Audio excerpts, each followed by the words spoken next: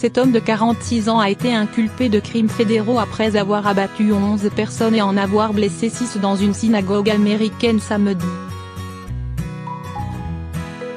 Tous les Juifs doivent mourir.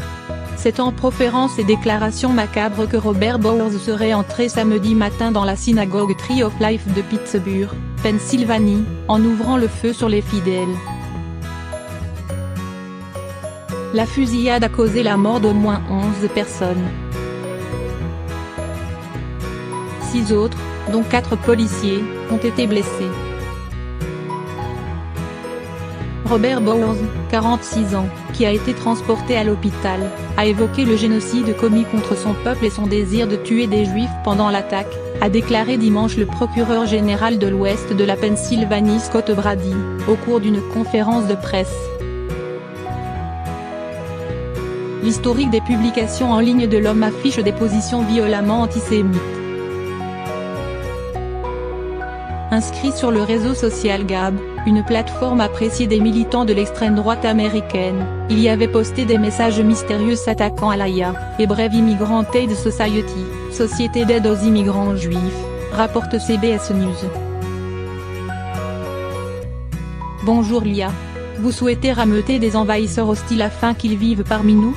Merci pour la liste d'amis que vous avez fournie, avait-il écrit vendredi. Samedi, peu de temps avant la fusillade, une autre publication affichait des menaces de façon plus explicite. Je ne peux pas rester sans rien faire et regarder mon peuple se faire tuer. Vous pouvez aller vous faire effrayer avec vos visions, tant pis, j'y vais, avait-il écrit. Bowers avait également fait savoir sur Gab qu'il n'avait pas voté pour Donald Trump, l'accusant d'être un mondialiste et non un nationaliste. Partisan des théories conspirationnistes. Les Juifs sont des enfants de Satan, indiquait sa biographie sur ce même réseau, son compte ayant été suspendu peu de temps après la fusillade. Ces dernières semaines, il écrivait régulièrement au sujet des Juifs en partageant des thèses négationnistes et conspirationnistes ainsi que des caricatures antisémites. Le site Gab a publié un communiqué expliquant qu'il condamnait tous les actes de terrorisme et de violence, se disant attristé par le drame de Pittsburgh. Nous sommes prêts et disposés à travailler avec les forces de l'ordre pour faire en sorte que justice soit faite.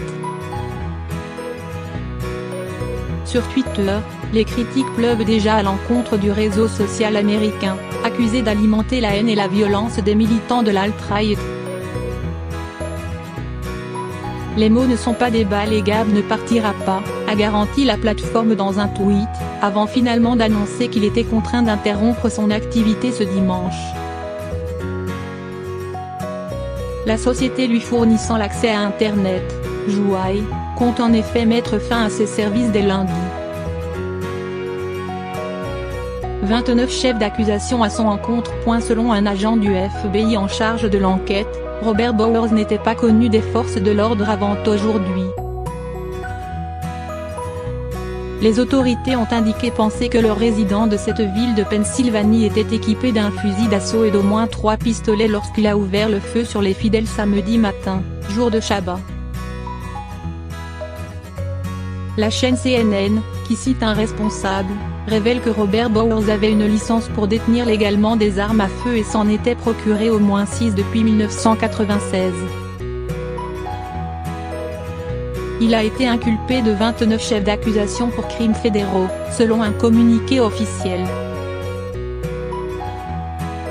Cela inclut 11 chefs pour obstruction à l'exercice de croyances religieuses entraînant la mort, et 11 chefs pour usage d'une arme à feu pour commettre un meurtre, a annoncé le bureau du ministère fédéral de la Justice pour le district ouest de l'État de Pennsylvanie.